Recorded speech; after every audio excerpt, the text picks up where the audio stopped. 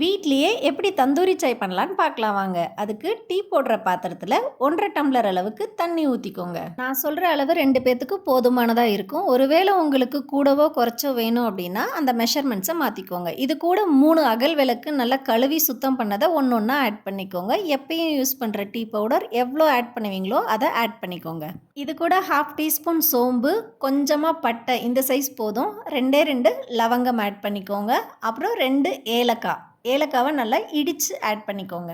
இது கூட சர்க்கரை ஆட் பண்ணிக்கோங்க. நான் கடையில் கிடைக்கிற டேஸ்ட்டே வரணும் அப்படின்றதுக்காக நான் ஒயிட் சுகர் தான் ஆட் பண்ணுறேன். நீங்கள் நாட்டு சர்க்கரை வேணும்னாலும் யூஸ் பண்ணிக்கலாம். இப்போது அகல் விளக்கில் இருக்கிற சர்க்கரை, சோம்பு, டீ பவுடர் எல்லாமே திரும்ப டிகாக்ஷன்லேயே போடுற மாதிரி பார்த்துக்கோங்க. கொஞ்ச நேரம் கொதிக்கட்டும். அதில் இருக்கிறதெல்லாம் நல்லா கொதித்ததுக்கு அப்புறமா நம்ம டீ பாத்திரத்தை லைட்டாக சாய்ச்சி அந்த அகல் விளக்குலெல்லாம் அந்த டிகாக்ஷன் நிறச்சி வைக்கிற மாதிரி பார்த்துக்கோங்க. அப்போ தான் அந்த கொதிக்கும்போது அந்த மண்ணோட ஃப்ளேவர் எல்லாம் இறங்கும்போது இன்னும் கொஞ்சம் நல்லாயிருக்கும். அதுதான் அந்த கடைகளில் கிடைக்கிற தந்தூரி சாயோட டேஸ்ட். இது கூடவே கொஞ்சமாக இஞ்சி ஆட் பண்ணிக்கோங்க. நல்லா தட்டி சேர்த்துக்கோங்க. இது கூட 2 மிளகு, 2 போதும், தட்ட வேண்டாம், அப்படியே போடுங்க. இதோட எசன்ஸ் எல்லாம் நல்லா இறங்கிடும். நல்லா கொதிக்க விடுங்க. கொதிக்கும்போது தண்ணி கொஞ்சம் சுண்ட ஆரம்பிச்சிடும். இப்போது பால் ஆட் பண்ணிக்கலாம். நான் எந்த டம்ளரில் தண்ணி எடுத்தனோ அதே டம்ளரில் 1 1/2 டம்ளர் அளவுக்கு பால் ஆட் பண்ணுறேன். ஏற்கனவே காய்ச்சி வச்ச பால்னால நான் அப்படியே ஆட் பண்ணிக்கிறேன். இப்போது நல்லா கொதிக்க விடுங்க.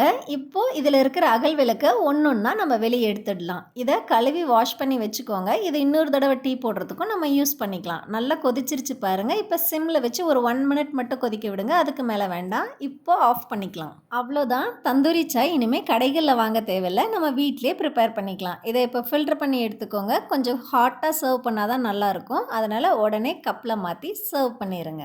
டேஸ்ட் அப்படியே கடைகளில் கிடைக்கிற மாதிரியே இருக்கும். நீங்களும் ஒன்ஸ் ட்ரை பண்ணி பார்த்துட்டு எப்படி இருந்துச்சுன்னு சொல்லுங்கள். யார் யாருக்கெல்லாம் தந்தூரி சாய் பிடிக்கும்னு கமெண்ட் பண்ணுங்கள்.